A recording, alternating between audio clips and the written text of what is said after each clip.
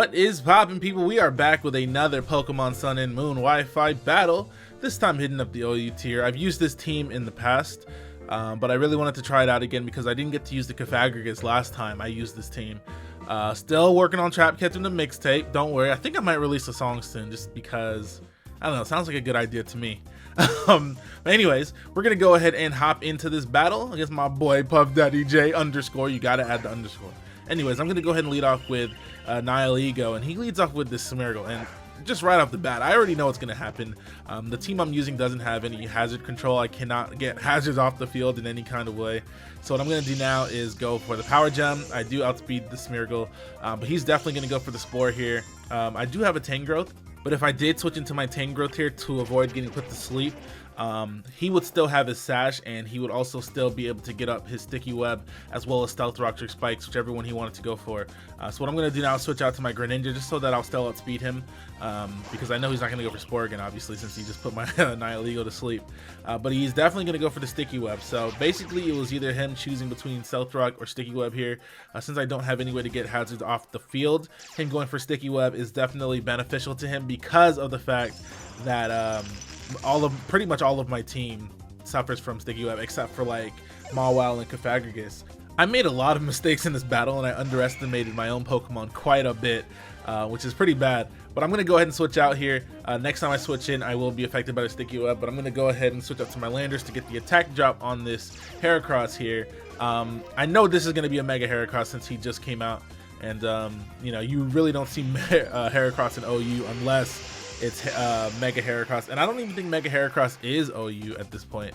But either way, he's going to go out to his Mega Heracross. I am going to Intimidate him, but even at -1, this Rock Blast is still going to do a pretty big chunk just because of the skill link and the big ass attack stat that Mega Heracross has. I don't know what they were thinking giving him that much attack, but that's pretty insane.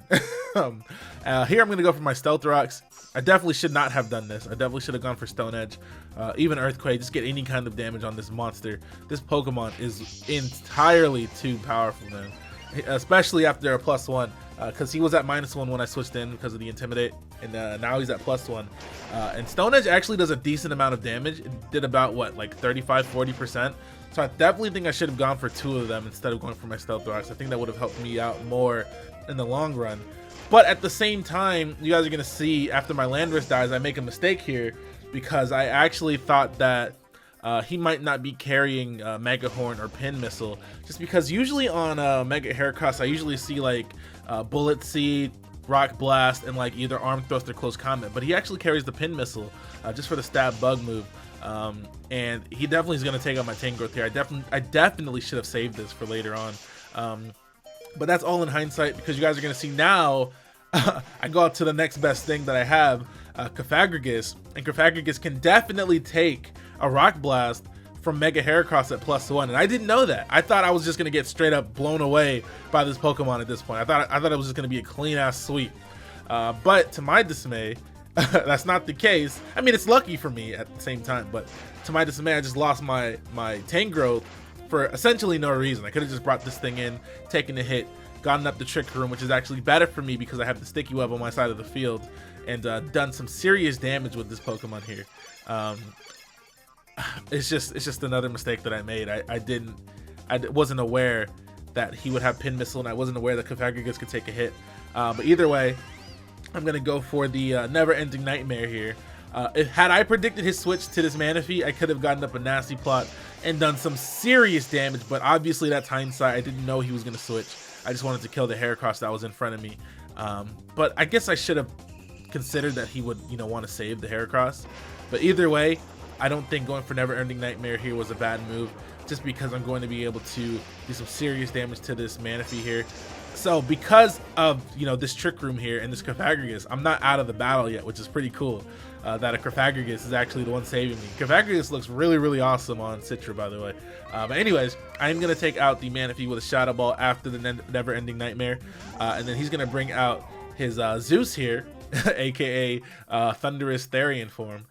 And the Stealth Rocks plus the Shadow Ball is actually going to do quite a bit of damage. Cofagrigus is actually pretty strong on the special side if you give him max special attack. He's going to go ahead and take me out with a Thunderbolt. So yeah, like I said, I still have a fighting chance in this battle, even though I lost my Tangrowth. just because Cofagrigus did so much work. The Trick Room is still up. I have one more turn, so I'm going to send out my Mawile here, and I'm going to just try to kill the Thundurus here. I don't think he's going to switch out, but after killing the Thundurus, I should have an even battle here in terms of score at least. He definitely still has the advantage with my Nihilego being asleep, as well as him having the, the Sticky Web up on my side of the field.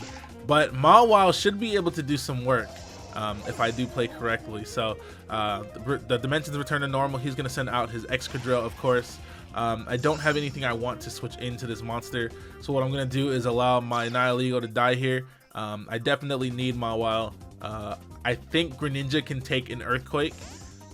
He will definitely be slower after switching into the Sticky Web, but I think I can take an Earthquake and do some damage with maybe Ice Beam or something like that. But anyways, Nihilego is going to go down here, which is perfectly fine. Like I said, that's why I switched it in. I didn't want to, you know, let my Greninja take damage because I needed to take a hit, and I definitely didn't want my Mawile to die there because I definitely need that Pokemon to win. So what's going to happen here is he's going to go for the Earthquake, take out my Nihilego. I'm going to switch in my Greninja. Click Ice Beam. I definitely should have clicked HP Fire though, because I have an expert belt on this Greninja. Not that it matters in the long run. I just remembered that I had an expert belt on this Greninja like right now, and I went for Ice Beam instead of HP Fire. So it would have been stabbed and you know, done extra damage. I don't know if it would have killed, but you know, it still would have been nice. But either way, it doesn't really matter. He's gonna take me out with another Earthquake.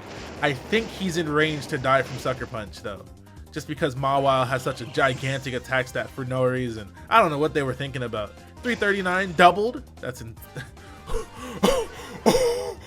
that's entirely too much attack, man. Anyways, I'm gonna go for the Sucker Punch, and like I said, he's definitely in range to die from it. Excadrill doesn't have the best defenses at all. It has a decent amount of HP though, but its defenses are really paper thin. But he's gonna go out to his Heracross now. I definitely should be able to take a close combat. Surprisingly, Mawile has some pretty good defenses. Usually that doesn't really matter against a Pokemon like Heracross because Heracross actually has like 500 attack. But I think he's Jolly instead of Adamant, so that's going to allow me to live, and I'm going to kill him with a Play Rough. Now, his last Pokemon, ladies and gentlemen, is Gengar. So all I need to do is predict when he's going to attack me and click Sucker Punch, or predict when he's not going to attack me and press Thunder Punch, and I win the battle. And what do I decide to do? I decide to use Sucker Punch 7 times in a row, or 6 times in a row, however many Sucker Punches I had left, okay? Because I don't play this shit, man. I'm not a fan of the mind games. In this situation, I always think my opponent is going to slip up and press an attacking move at some point, okay? Therefore, I will never not click Sucker Punch. I will use every single Sucker Punch I have until it's time for them to use an attack move. But the thing is, he actually never clicked an attack move until I was out of Sucker Punches, man. I was like, for sure this time he's gonna click Shadow Ball. For sure this time. Because it's like when I go, like, I told the story before, okay? When I was in high school, I would be waiting at the bus stop, and whenever I would get the urge to get a drink from the gas station across the street, I'd be waiting at the bus stop for hours, man. Or it felt like hours, okay? As soon as I cross the street to get a drink, because the bus is taking forever to come, as soon as I get across the street, the bus comes, bro.